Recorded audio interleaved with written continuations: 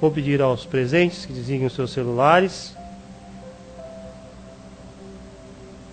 A Casa do Caminho tem atividades às 20 horas de segundas, terças e quintas, às quartas-feiras às 14 horas, sábado às 17 horas, domingos às 10 horas e a evangelização infantil também se ocorre aos domingos.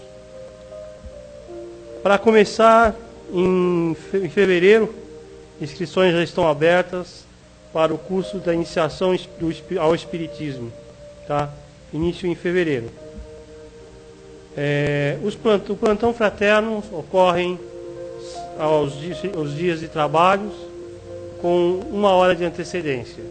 Às terças e quintas, segunda, terças e quintas, o início ia ser às 19 horas. Quartas-feiras às 13 horas, sábado às 16 horas. Segundo sábado de cada mês, é entregue aos irmãos cadastrados 60 cestas básicas.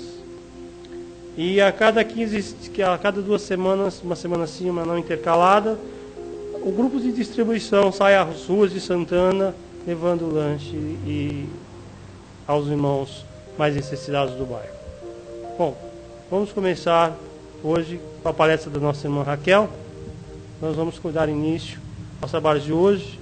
Convido a todos presentes, aos internautas, que diminuam suas luzes, ponham as músicas mais baixas, fechem os seus olhos para que possam ter mais comodidade, cerrando os seus olhos, elevem um pensamento à figura do Mestre Jesus, iluminai os vossos caminhos, pedindo a Ele proteção.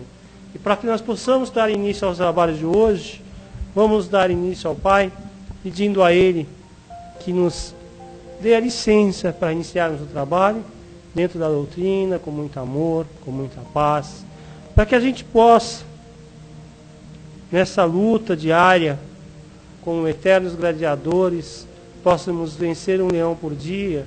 Então pedimos ao Pai: Pai nosso, que estais no céu, santifica, Senhor, o nosso nome, venha a nós, ao vosso reino, seja feita, Pai, a vossa vontade, assim na terra como no céu. E pão nosso de cada dia, Senhor, dai-nos hoje. Perdoai as nossas dívidas, assim como nós perdoamos aos nossos devedores. E não nos deixe cair nas tentações terrenas, mas livra, Senhor, de todo mal, pois vosso é o reino, o poder e a glória para todo sempre. Em nome de Deus, Pai, com a bênção do Mestre amado Jesus, com a proteção dos mentores espirituais desta casa, damos início aos trabalhos da tarde e noite de hoje. Que assim seja. Graças a Deus. Então vamos convidar a nossa irmã Raquel para que possa fazer os trabalhos de hoje dentro da comunidade. Que assim seja. Está tudo assim. Boa tarde a todos. Hoje nós vamos trazer um assunto que vem bem a calhar dentro do mesmo foco, mas com um título diferenciado. Escola das Almas. Interessante esse título, né? É o título do livro Jesus no Lar. O que nós entendemos, em primeiro lugar, por alma? Está lá, no Livro dos Espíritos. Espírito encarnado. O que seria uma escola para um espírito encarnado? Então vamos lá, vamos iniciar com o seguinte princípio de que quando encarnamos, encarnamos para aprender. Seja o aprendizado vindo da forma que for dentro da encarnação. É uma das maneiras que o espírito tem para voltar. Ou melhor, é um dos motivos que o espírito tem para voltar dentro de um corpo físico, é para o aprendizado. Seja ele passando por uma prova, por uma expiação, seja ele passando pelo que for, se souber conduzir, ou melhor, se soubermos, né? Porque nós somos esses espíritos no presente momento, porque estamos encarnados.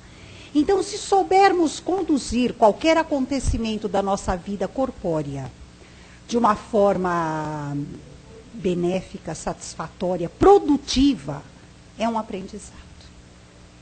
É interessante que nós ouvimos, e isso não é pouco, é em demasiado, queixas, lamúrias, reclamações, e com isso nós vamos perdendo um tempo esse bendito, que poderia ser mais útil, se nós aprendêssemos com tudo aquilo que nós recebemos, com toda a carga que nós recebemos, e passamos a nos lamentar e a nos lamuriar em cima dela, e não tirarmos o proveito necessário que deveríamos.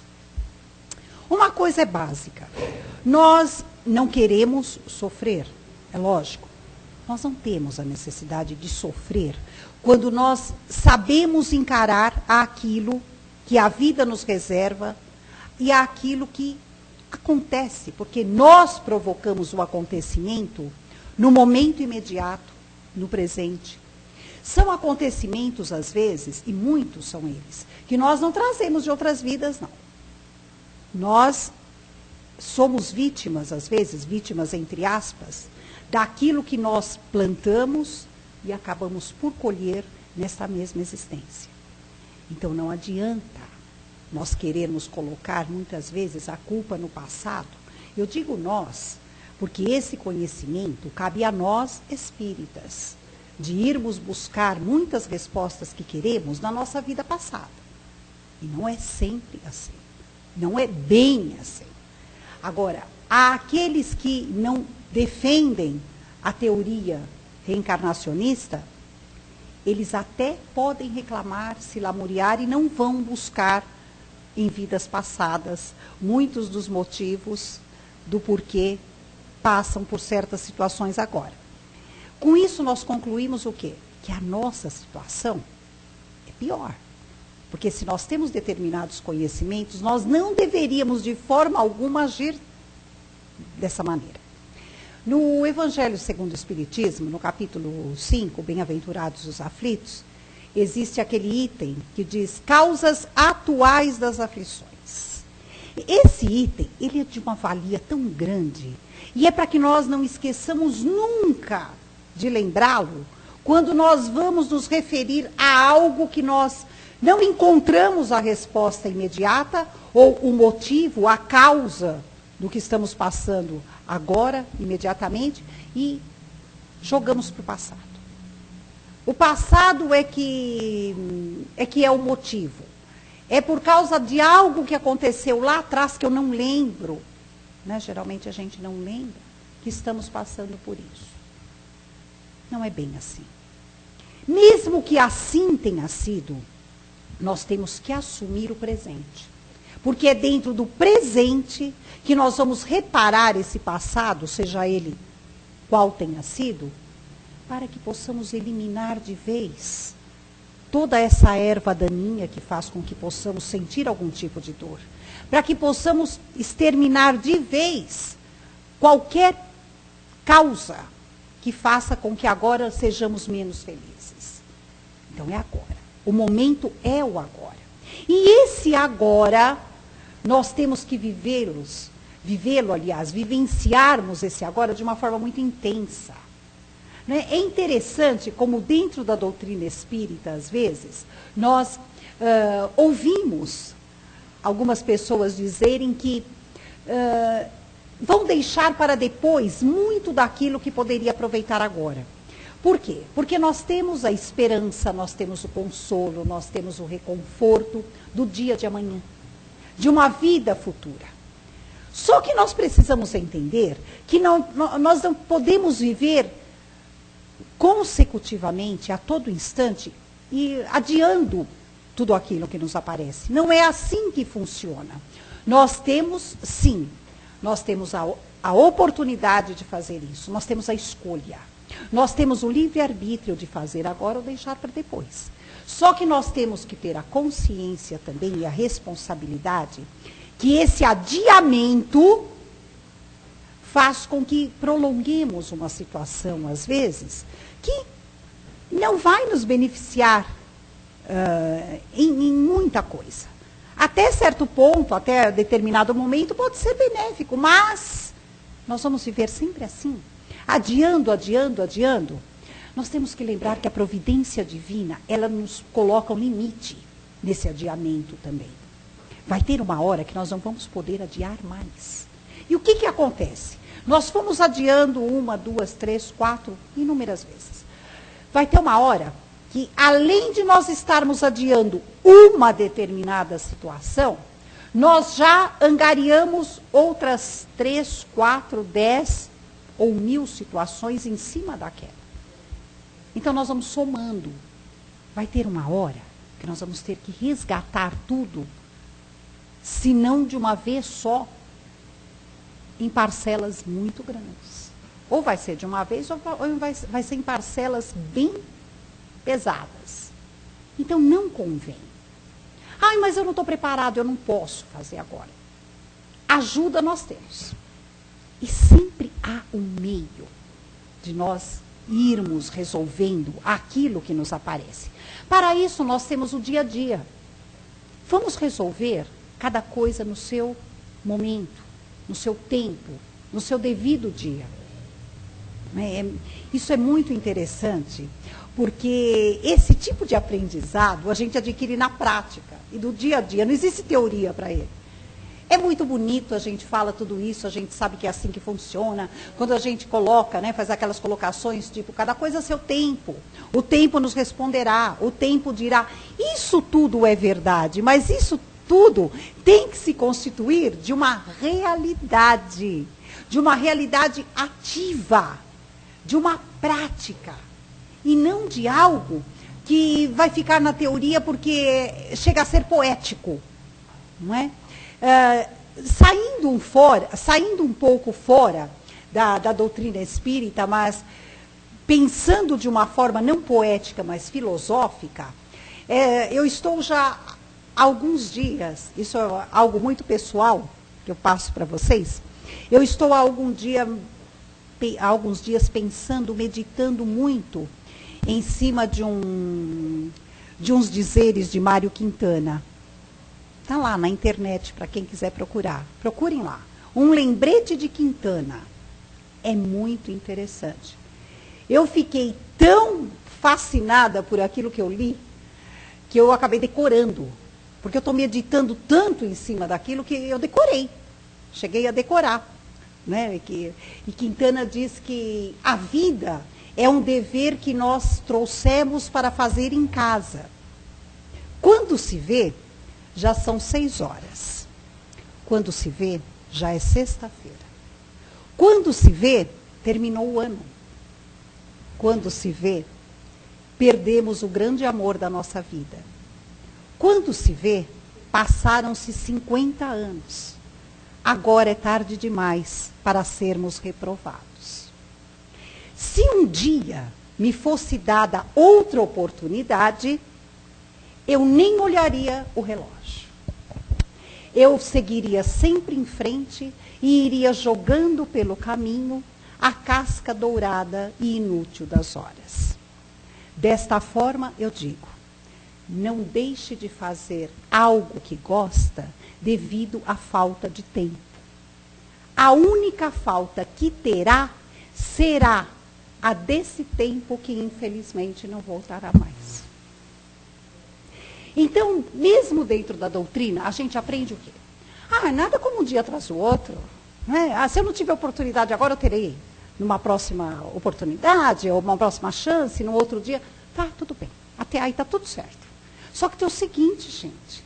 O hoje é o hoje. Esse hoje não vai se repetir.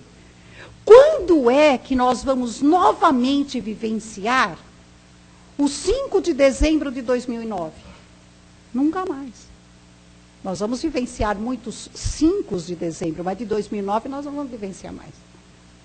Então, o hoje, ele é hoje. As oportunidades que nos chegam hoje, elas são um presente de Deus. O presente, o nome já diz. O nome, a denominação do momento atual, do dia que vivemos, ele se chama presente, devido ao valor que ele tem. Ele é um presente. Que é a oportunidade que nós estamos tendo hoje. É o agora.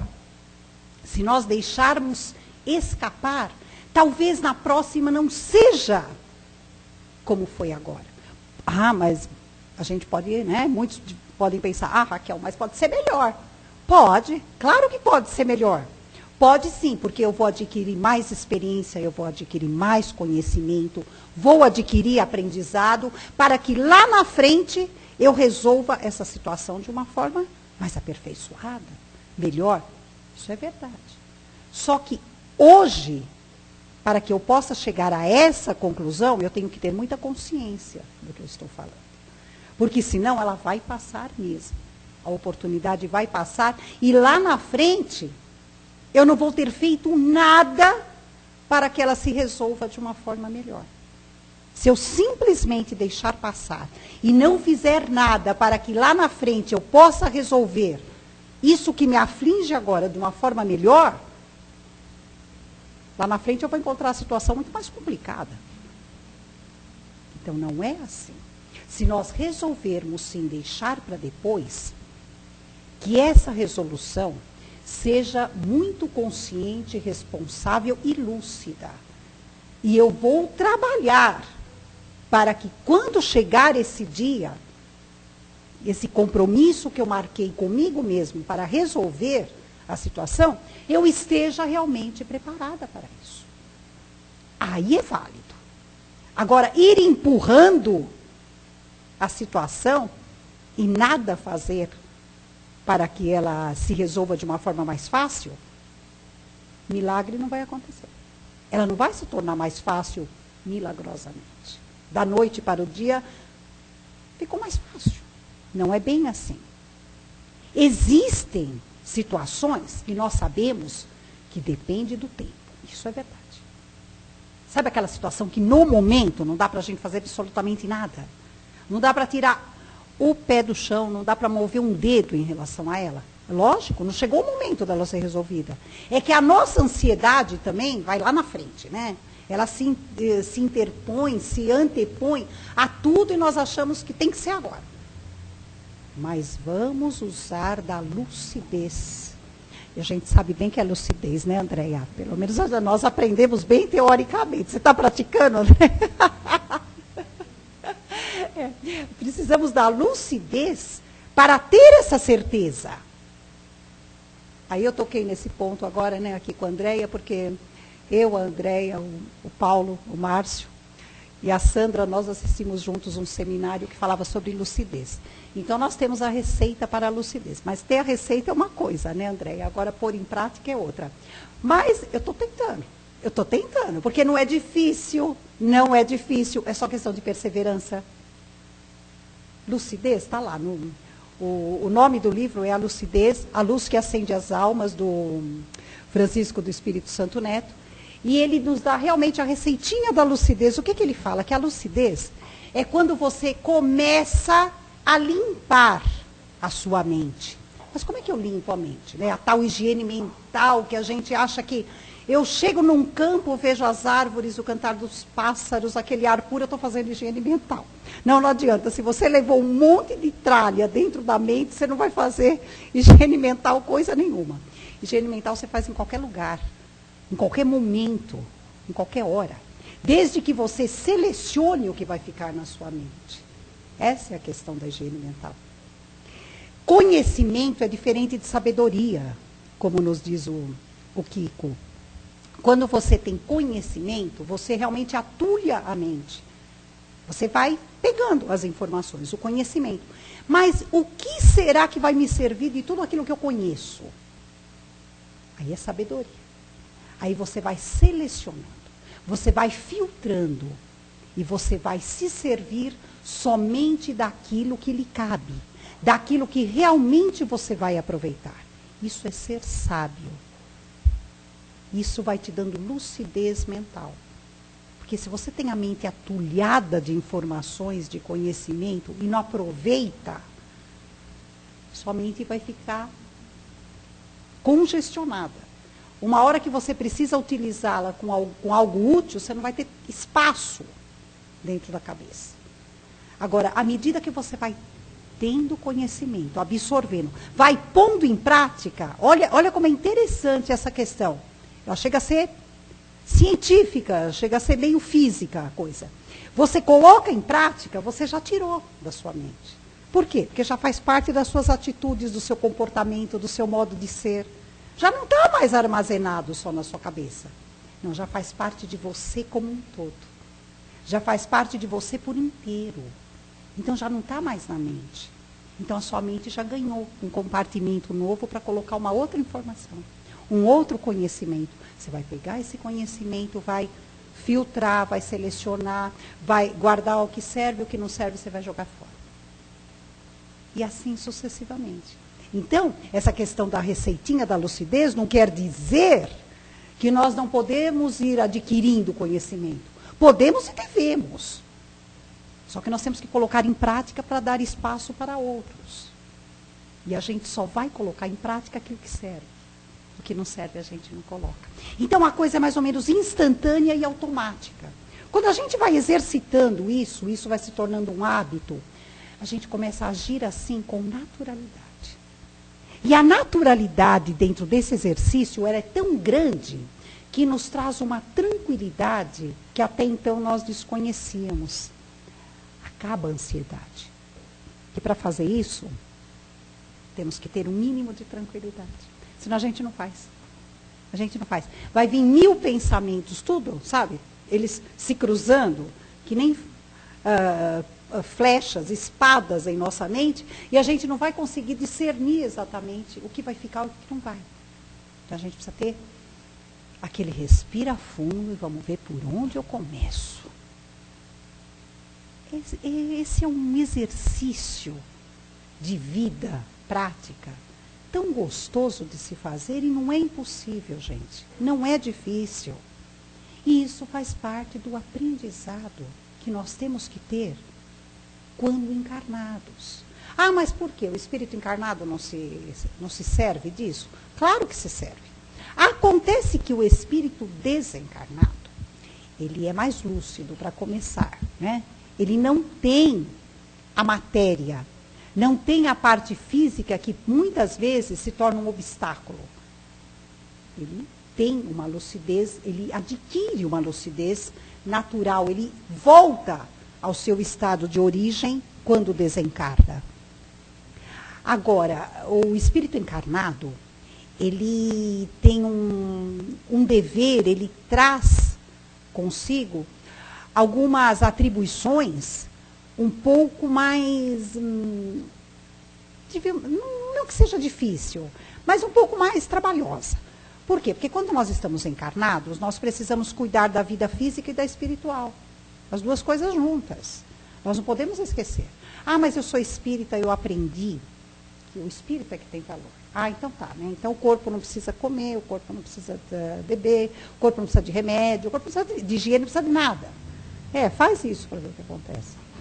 Faz isso para você ver os débitos que nós adquirimos com esse tipo de atitude.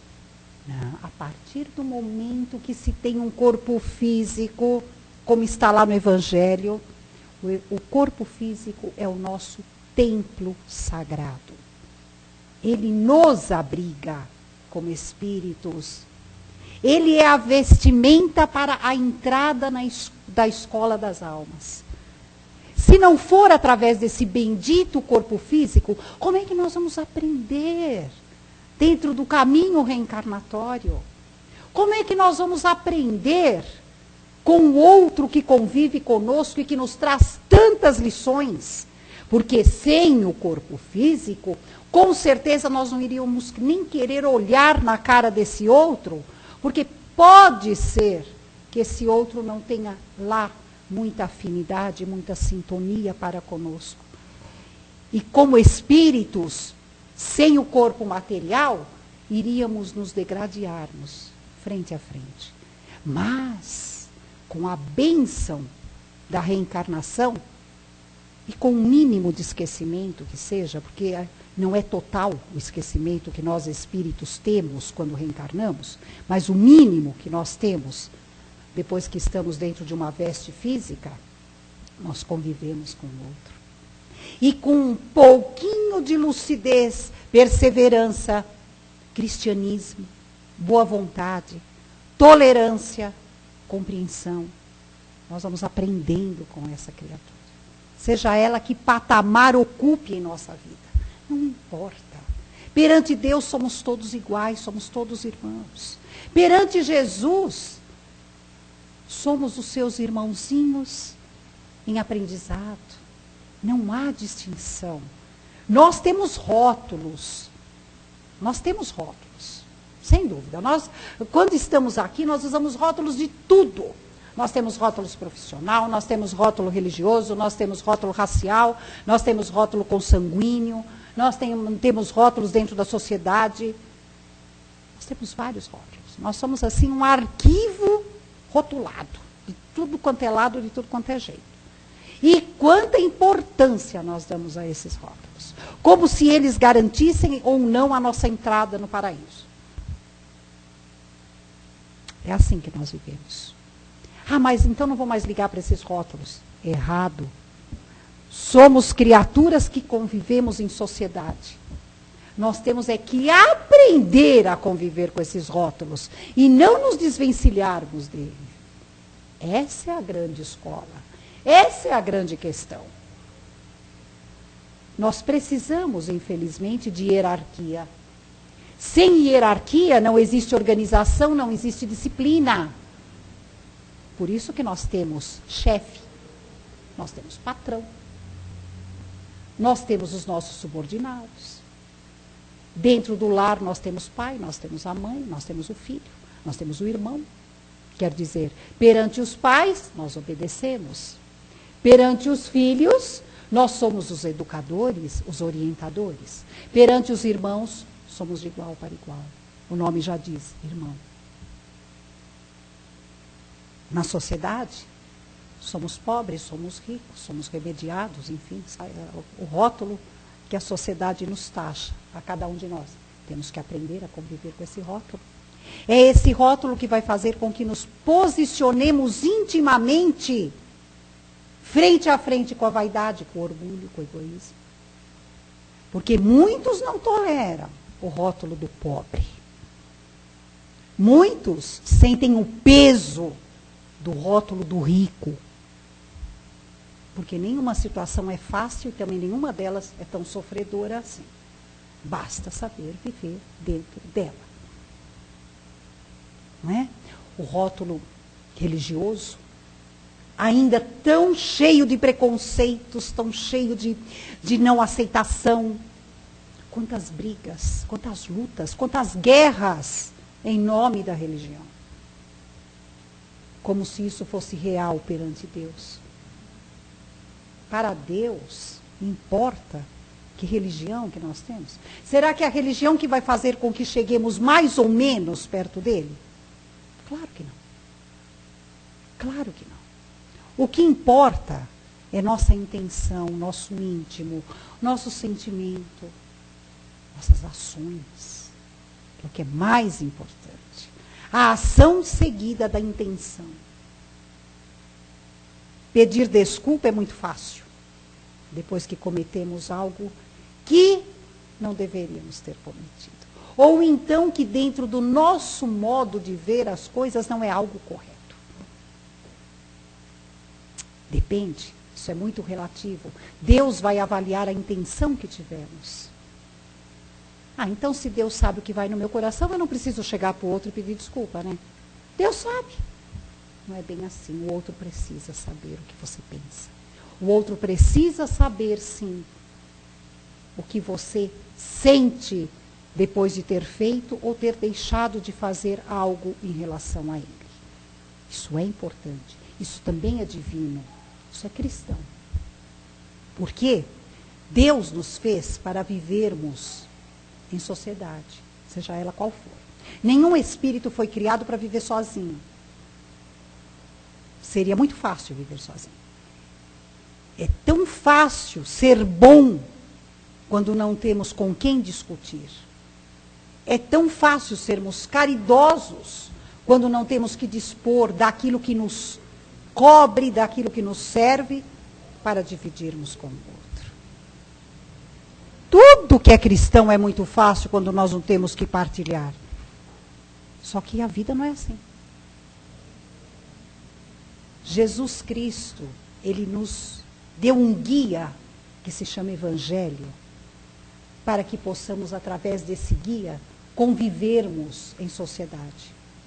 Está lá. Se nós pegarmos do primeiro ao último capítulo, nós vamos ver que ele fala da convivência que temos que ter para com os outros.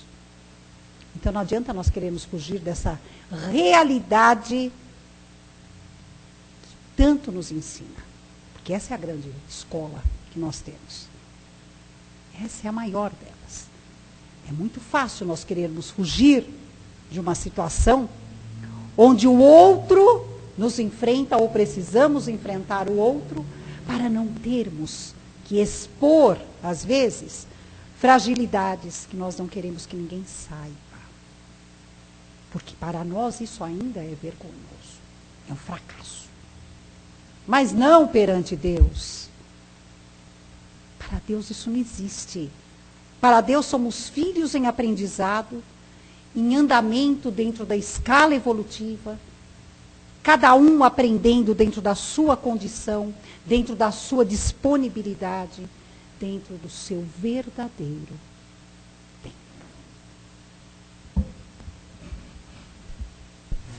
Bom, nossa irmã Raquel acabou de fazer uma palestra da Escola das Almas, né? Vamos lembrar a todos que são temas tirados de livros da doutrina espírita, porque nós vamos olhar, muitos de nós, muitos que estão nos seus lares, vão falar, mas o Espiritismo não reconhece a alma, não existe alma dentro da doutrina espírita, existe um corpo celeste, e o que é esta alma? Por que esta alma tem escola? Essa alma está na primeira epístola de Paulo aos Coríntios, tá? E essa epístola de Paulo, se não me engano, é a terceira ou quarta, já começa aí, né?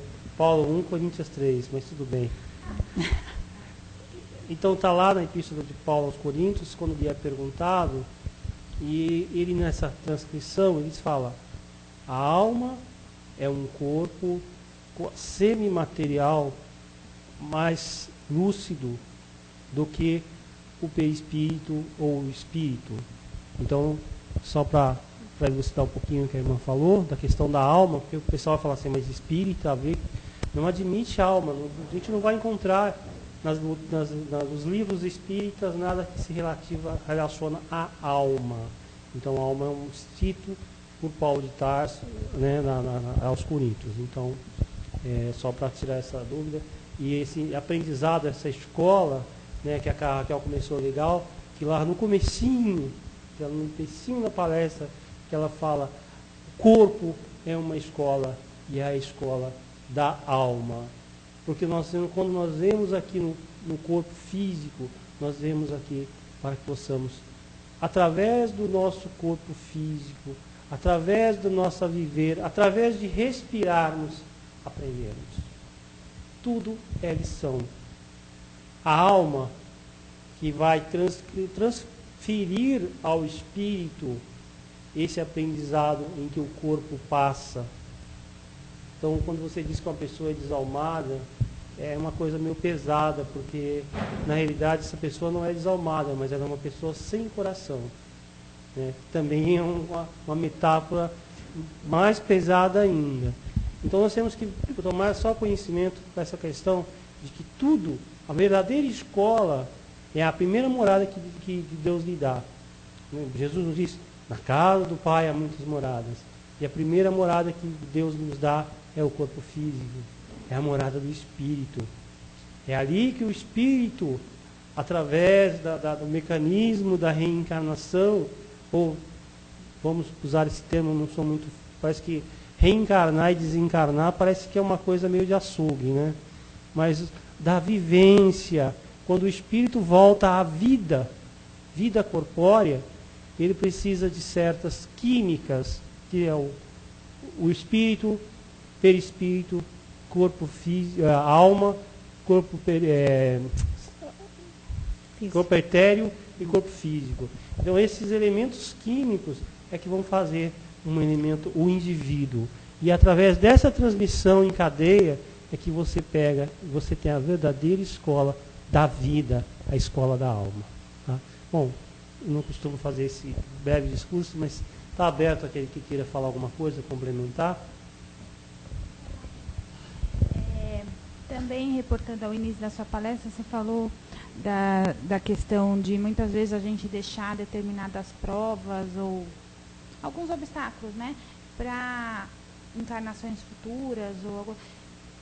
Eu até então achava que isso não seria possível. Eu pensei que se você reencarnou com esse objetivo de repente resgatar alguma coisa que você fez no passado, na minha opinião, não seria possível, eu não teria esse poder de deixar para uma próxima, que isso não seria algo que dependeria de mim. Então eu fiquei meio confusa com essa questão. Não, geralmente, André, é lógico, todos nós, quando encarnamos, nós temos um caminho, já, vamos dizer assim, um esboço de um caminho a ser trilhado. Só que tem suas variantes, é relativo. Você tem livre-arbítrio. Então, você pode ou não seguir esse caminho. Existem situações das quais nós não fugimos. Talvez seja aí que está a confusão. Que muitas pessoas realmente, você não é a única a ter essa dúvida. Porque as pessoas, mas está escrito. Realmente está. Existem situações das quais nós não podemos fugir. Ou das quais nós não podemos fugir mais, porque já fugimos tanto, que tem uma hora que vai ficar impossível. Você vai desviar, você vai para cá, você vai para lá, você vai encontrar aquela situação na tua frente. Porque quantas vezes será que ela já foi adiada? Então, dessas, nós já não fugimos mais. Agora, existem outras, são relativas, sim. Você pode amenizar, você pode agravar, ou você pode adiar. Agora, o que nós gostamos de aliás, o que nós estamos reforçando e nos referimos é esse adiamento. O adiamento é que é o X da questão. Depende do teu livre-arbítrio, é lógico. Existem situações que você vai sentir que não dá para adiar, não dá para fugir, não dá para abrandar. Não, é aquela situação. Então, essas situações, elas retratam bem aquela coisa que você já vem trazendo de muito tempo. Ou então, são situações que você tem que resolvê-las, você não vai fugir de forma alguma, porque delas depende uma série de outras. Então, tudo isso está o quê? No nosso comprometimento íntimo com a espiritualidade, com a vida, com Deus maior. Então, isso nós sentimos. Quando a coisa está ali, evidente, está no nosso caminho, a gente sente. A gente acaba sabendo, vem uma série de situações em que você sabe o que você pode ou não fazer em relação àquilo, entendeu? Então, isso é muito individual, isso é muito relativo, mas o básico e o certo, o definido para isso é que você pode, sim, exceto algumas coisas que você já adiou muitas vezes, né? Ou então que sejam de suma importância para que outras se resolvam. Certo? Fala, Miguel. Tudo bem? Raquel? Tudo. Adorei a palestra, muito boa. Aliás, eu ia dar essa palestra na quinta. Ah, é? E tinha preparado, assim, já um mês de antecedência. Ah, então... Só que não pude dar. Né? Mas é que é um tema gostoso. Mas eu fiquei maravilhado porque Neio Lúcio, ele é um dos espíritos autores que mais me agrada pelo o conteúdo do que ele escreve, né? Verdade. Quando ele, no livro Jesus no Lar, é uma maravilha. Até sugiro às pessoas que comprem e leiam. De repente ele tá lá. A sogra, ele está contando o episódio, né, que é o capítulo 2, ele fala para a sogra de Pedro se dirige a Jesus e fala, mestre, afinal, o que é o lar? Né? Aí, e é interessante que você começa a entender, isso aí não tem assim em outros livros. Mas você começa a perceber que pela resposta de Jesus, aquilo é um ensinamento universal, é bem apropriado, pelo teor da resposta. Né? Ele pergunta, que fazes das lentilhas? Cruas, elas não servem. Ela fala, não, leva ao forno para que ela possa, tempero, deixo-a, né, em condições que possa ser comida. E muito bem. Por que Jesus comparou o lar a isso, né? O lar, nós temos o lar exterior, que é a nossa casa, o lar onde nós estabelecemos a moradia. Essas palavras se aplicam ao dia a dia ali também, né? Então ele fala que cada um, ele está demonstrando para ela que cada um tem uma função dentro de um lar, né? Eu achei maravilhoso isso. Depois, se você pegar e entender que quando Jesus fala, ele não está falando só daquilo, ele pega uma situação corriqueira, mas ele está falando com o nosso mundo íntimo, aí caímos nisso. Aí, o que você faz das lentilhas, dos talentos que te foram dados, porque o corpo é teu lar, das suas mediunidades? O que você faz? Ela está crua. Como é que é? Você não vai cozinhar com tempero do amor, cozinhar com o calor do amor, para que ela possa produzir um benefício, para que ela possa se tornar um alimento, possa ajudar o semelhante? Aí a gente começa a entender. Interessante que aí sim nós podemos reputar, assinar embaixo que foi Jesus que disse aquilo. Sim. Porque você começa a entender que o conhecimento é universal.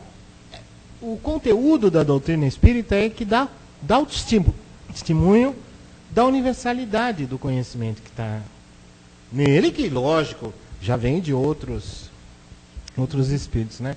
Então eu comecei a ficar maravilhado quando ele fala do pão, a massa do pão, ela precisa... Você faz o que com a massa do pão? Você leva ao forno. Quer dizer, ele está falando que cabe a nós, no nosso mundo interior também, né, nos melhorar ao calor do amor, a vivência do amor, a prática do bem. No lar, que é a primeira escola, nós já podemos, o nosso próximo, mais próximo, além de nós, são os que convivem conosco no nosso lar. É esses que nós já começamos e temos o primeiro dever de compartilhar o benefício que nós conseguimos através da transformação dos talentos, das lentilhas ou do pão que nós estamos oferecendo como alimento, mas que nós recebemos. Veja bem, é uma dádiva. Né? Quando você falou assim, na próxima encarnação, tem muita gente que deixa, eu vou deixar para a próxima. Sim. Quando você começa a ver no centro espírita, tem isso também, já aconteceu comigo. Sim. A pessoa fala, esse cara quer ser bom, ele quer ser santo. Eu não quero ser santo, começa a chacotear você. É verdade. Né? Ninguém quer ter uma atitude boa, as pessoas querem ser o mais ou menos. Elas não se entregam realmente. É mais ou menos bom, não existe, ou é bom ou não é. Não é. A gente não pode usar meio termo. A gente tem que ser um pouco firme. Não radical, mas firme. É por isso que nós estamos aqui depurando, passando no forno todas as nossas dificuldades para podermos um dia realmente acordarmos no plano espiritual e dizermos, graças a Deus. Aí vem a lucidez e a luz. A lucidez, que é a luz, né? É a luz que acende a alma. Exatamente. Não, mas obrigado, Miguel, é bem isso mesmo. Você viu, a questão da lentilha, olha, acrescenta a tua resposta. Né? O que fazer com ela? Você recebe, você tem que fazer alguma coisa. Não vai servir para nada. É.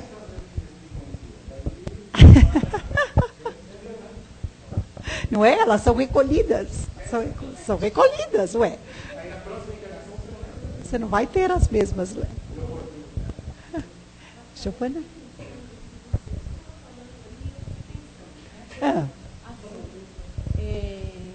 Quando você falou da lucidez, porque às vezes nós passamos por algumas atribulações e aí a gente não tem assim a lucidez para resolver as coisas com sabedoria, né? Então na hora que você ficou falando eu fiquei pensando, mas será que a lucidez também não faz parte da reforma íntima?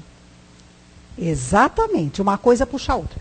Você tem que a lucidez, quando você começa a praticar, veja bem, você citou uma coisa muito interessante.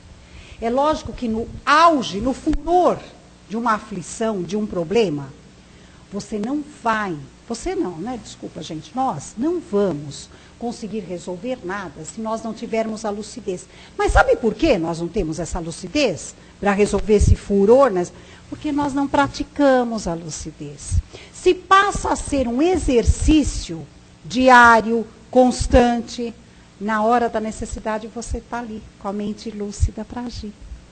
Olha, Giovana, eu vou dizer uma coisa para você. Com toda sinceridade, depois que eu aprendi isso, eu comecei a exercitar. Dá muito certo. Porque eu sou extremamente ansiosa. Então, eu paro, eu me breco. Espera já. Mas é aqui, é tudo íntimo, é mental, é aqui dentro. Calma. Se você está conversando comigo, eu vou focar a atenção em você. Certo? Se a Andréia começar a dizer alguma coisa, com certeza eu vou pedir para ela que espere um pouquinho, que eu estou falando com você. Você deixa de ser aquela pessoa que presta atenção em 2, 3 ao mesmo tempo. Sabe por quê? Porque você não vai prestar atenção em nenhuma. Você vai fazer tudo pela metade. Isso é um sintoma grave de ansiedade em nós. Gente, eu não estou dizendo que isso é doença, assim. Não, isso é comum. A gente age dessa forma. É uma coisa assim, doentia em nós, como espíritos, na maneira de lidar com o dia a dia. Quando nós estamos conversando com alguém, geralmente nós já estamos pensando o que nós vamos fazer na hora seguinte. Então, eu fico olhando para você está me dizendo um monte de como eu estou pensando daqui às 7 horas o que eu tenho que fazer. Então, 50% do que você está me dizendo eu não estou nem prestando atenção. Aí a gente encerra o assunto como, tá certo, aquilo que você falou é isso aí mesmo. É isso aí mesmo, nada, você não prestou atenção em metade. Então, o exercício da lucidez é bem isso. Olha como está no nosso dia a dia. É prestar atenção, é focar. O ouvido, a atenção, o direcionamento para aquilo. Quando você passa a fazer isso constantemente no seu dia a dia, pode ser a coisa mais banal do mundo. Você está ouvindo uma música, você está ouvindo uma música. Tá? Quando você precisar dessa lucidez para um momento realmente que exige, você vai estar apta. Você vai estar expert nisso daí. Não espere fazer isso na hora do furor. Você não vai conseguir. Ah, não vai.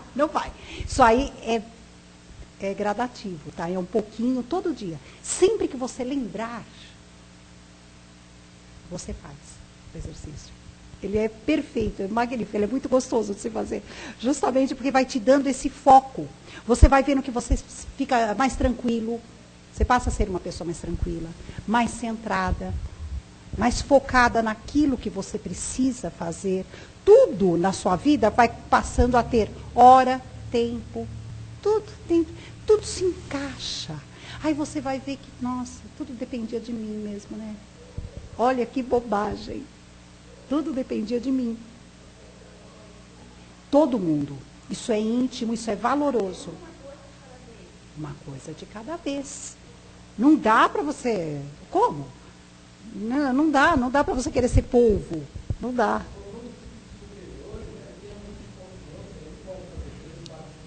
Justo, aí, isso daí é essa centralização, essa coisa, isso, gente, isso é coisa tão antiga, isso é um ensinamento que Cristo já recebeu de outros espíritos evoluídos. Buda é um precursor dessa ideia.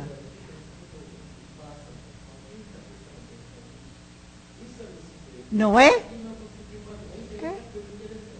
Você não está prestando atenção. Isso. É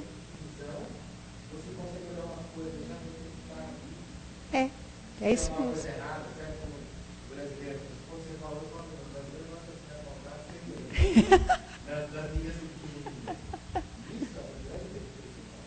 É verdade, Miguel. Nós vamos partir para a última pergunta aqui da irmã, tá? É verdade, Miguel, você tem razão. Uma coisa. Porque meu sobrinho morreu, né? Em pouco tempo. Ontem, eu estava dormindo, e meu filho chegou, mãe, eu falei, você conversou comigo? Não. Você não viu ninguém com você? Eu falei, não, filho. Ele viu no sobrinho dele, que tinha 6 anos, morreu. Ele falou, mãe, eu conversei com ele, ele falou, o pai dele, que era meu irmão, avisar para ele não chorar, ninguém chorar. Então eu chego lá, minha família, eu falo isso, eles pensam é mentira. Né? E ele sentiu o sobrinho dele, segundo o sobrinho dele, apareceu para ele avisando ninguém chorar. Eu ajudo todo mundo, né? Também ele ajuda. Você chega em casa, te pedindo 1 quilo de arroz, ele pega o meu armário e dá. Eu também, todo mundo fala, eu sou louca, meu filho é louco. Isso, né? E ele chega em casa chorando. Louca ou lúcida? Veja bem, todas as atitudes nossas, todas, principalmente, aquilo, o Miguel citou isso ligeiramente, mas citou. Todas as nossas atitudes que não faz parte da maioria das atitudes que estão por aí, que estão à nossa volta, são consideradas fora do normal. Você está entendendo? Até quando a gente quer ajudar, até quando nós iniciamos, vamos dizer assim, a mediunidade de ver um espírito desencarnado e outros à nossa volta não veem, nós é que somos o louco, o anormal. Você está entendendo? Então, tudo aquilo que foge do que está à nossa volta, é fora do normal, é fora do comum. Você entendeu?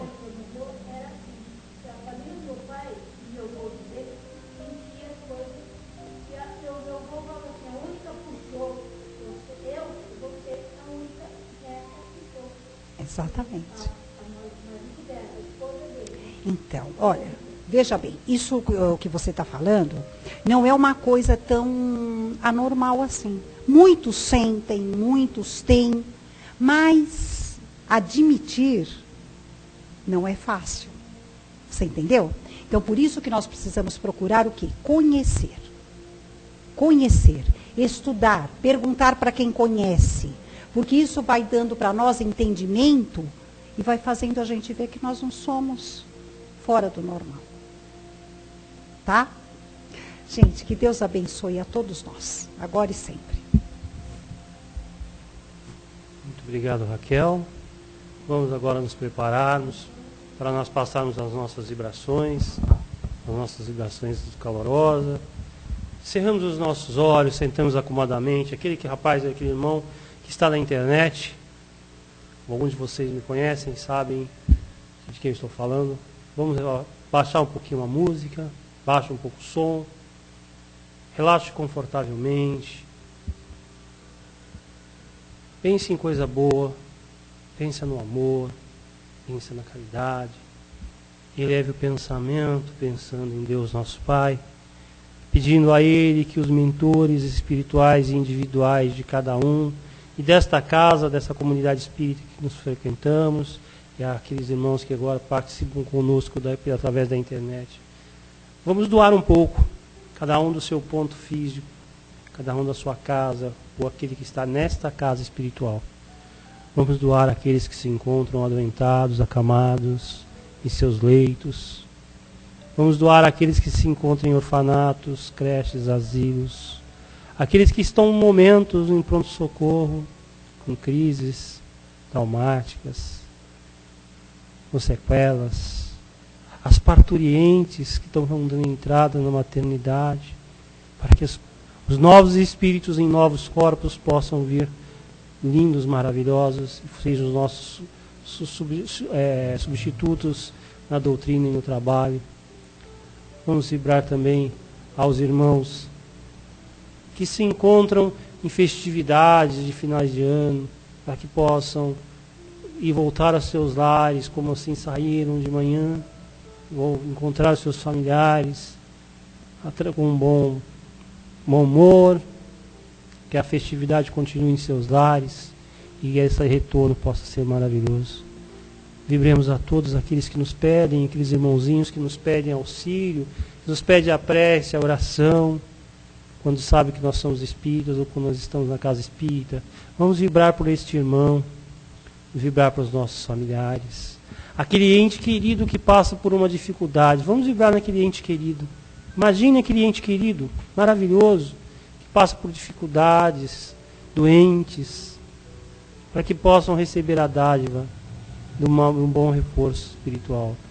Vamos vibrar também a todos aqueles que já desencarnaram, que se encontram no plano espiritual perdido, que eles possam encontrar o caminho da casa espírita, para que possam ser orientados, ou as casas de orientações de outras religiões, que eles possam adentrar essas casas com muita lucidez, fortalecido pelos irmãos do plano espiritual.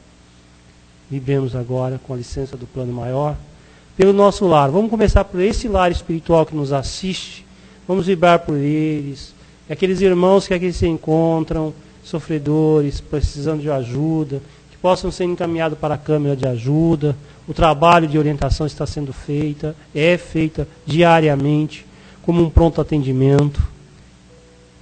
Então que esses irmãos possam ser orientados, ser feita a asepsia, a preparação para a eleição de amanhã, da nova diretoria desta casa, do novo biênio, para que esses irmãos, candidatos a dirigentes da casa, possam entrar um pouquinho de conhecimento e lucidez nos seus cérebros, e que possam ser tão bons dirigentes quanto foram os passados, para que a casa continue no caminho da luz, do aprendizado. Tarefeiros e caminheiros, vamos vibrar para o nosso lar individual, a nossa casa física. Imagine a sua casa, cômodo a cômodo, quintal, os vizinhos, os colegas e amigos que transitam pelo seu lar, os teus familiares, entes queridos, que eles possam levar aquela paz do seu lar para os lares deles. E através dessa vibração, vamos pedir licença ao plano, mais ainda, com mais humildade, para que possamos vibrar por nós mesmos. E vibrando por nós mesmos, que possamos dar uma energia, um clião dessa energia, que o plano espiritual possa fazer bom uso àquele que mais necessita nesse instante, que talvez nós não saibamos quem possa ser. Em nome deste Cristo maravilhoso, que nos representa mediante ao Pai, vamos pedir licença aos encarnados e desencarnados e dar término ao trabalho da noite de hoje após o passe espiritual. Que assim seja.